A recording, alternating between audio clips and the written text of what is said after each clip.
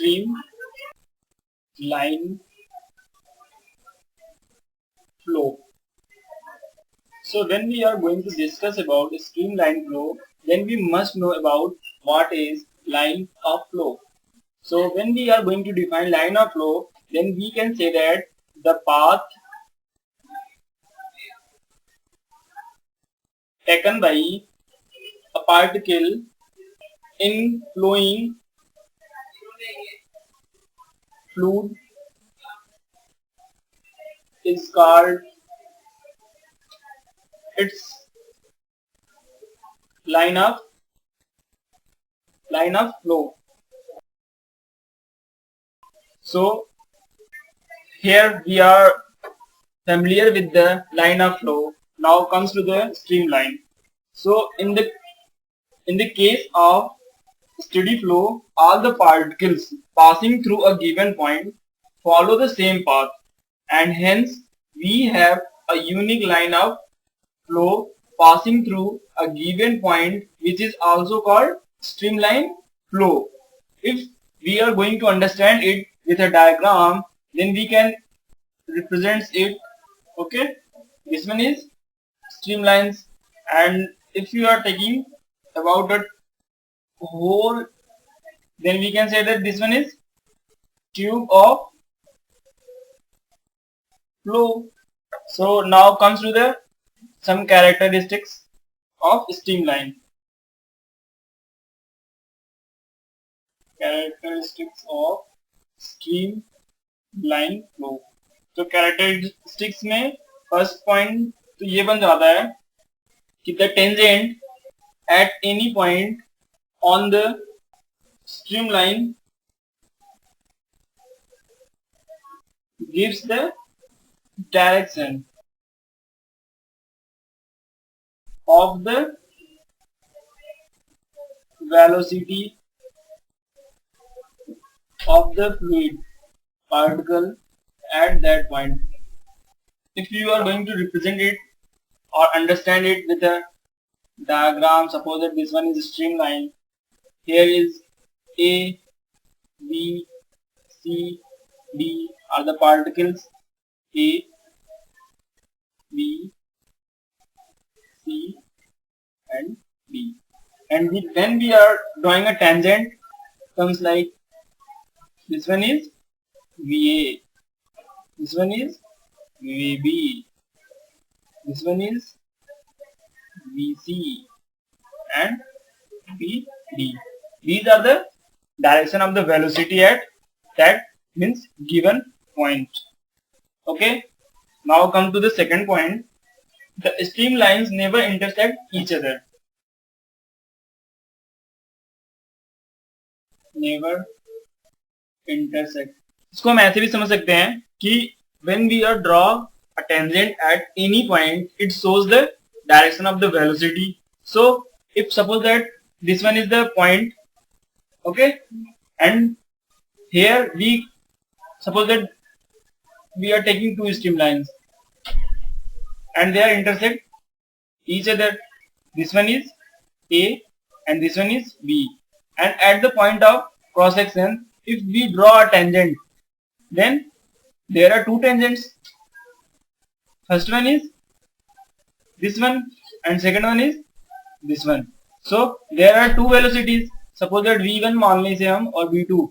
There are two velocities. It means that our first characteristics is wrong, because in first characteristics we are saying that the tangent at any point on the streamline gives the direction of the velocity of the fluid particle at the point. So it one is wrong. So second statement is true, that the streamlines never intersect each other. So this one is all about streamline flow. Now there are some other flows. One is laminar flow. So how can we define the laminar flow? If the liquid flows over a horizontal surface in the form of layer of different velocities, then the flow of liquid is called laminar flow. So it means that the particle of one layer does not go in another layer. In general, we can say that laminar flow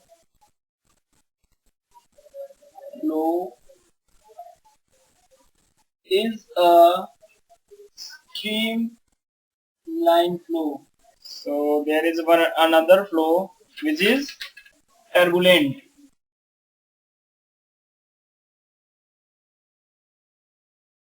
So when we are going to define the turbulent flow, then we can say that the turbulent flow of fluid or liquid in which velocity of all particle crossing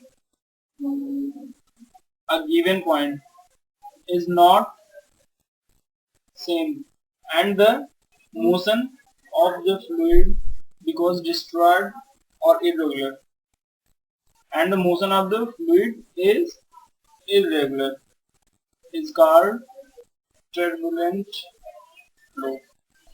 So this one is all about turbulent flow, and when we are going to draw it, there is an obstacle moving with velocity something v, and our stream comes to near it and comes to Bernoulli's principle. Bernoulli's theorem is a part of fluid dynamics. Okay, so there must be something which is known to us. First one is the equation of continuity. So start with the fluid dynamics.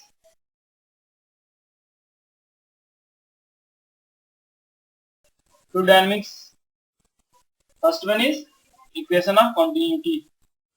So statement: the area of cross section of the tube of flow becomes large, the liquid, or we can say that fluid speed becomes smaller, and vice versa. Means if area is larger, then speed is small, and if area is small, then speed is higher. So we take two area, A1 and A2. This one is A1, this one is A2. Okay, liquid is flowing in this. So velocity at this area is V1, and this one is V2. This one is A1, A2.